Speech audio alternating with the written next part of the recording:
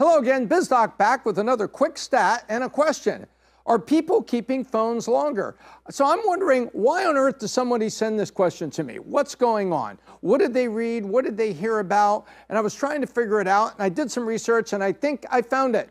I found this. Yes, we are keeping phones much longer.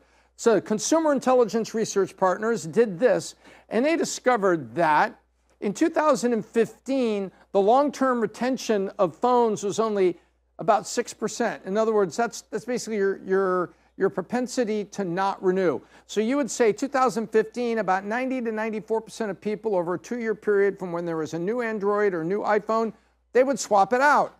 And what did you do? You went to AT&T or Verizon or Sprint before Sprint became part of T-Mobile, and all of that goes together. And what'd you do? Yeah, just put it on my tab. It's 20 bucks a month. Remember, you could pay like that. Or you had the old-fashioned contract.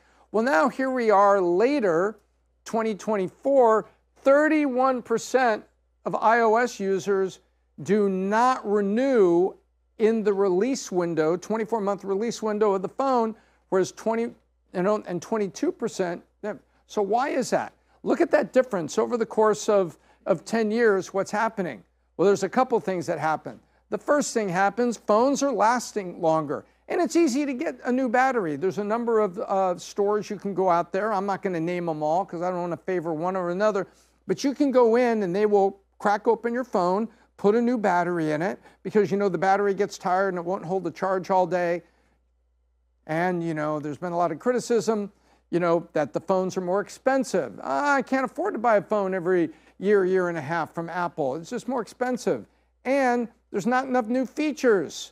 You know, God, is there a bunch of features in there I have to have? Well, remember, and the battery was longer, the screens were better, the cameras were better, you could do, you know, HD. There's all these things happening. There were some real benefits there. Now it's just like, well, 256 gig is plenty for me. Why do I need a new phone? Although maybe AI features are going to change all this, but the software keeps updating, and so we're like, why do I need a new phone? I get a new screen cover, and I get a new battery at about 2 years, 3 years. So what's wrong with my own phone? The answer is nothing. You're keeping the phone longer and you're avoiding an expense. And guess what?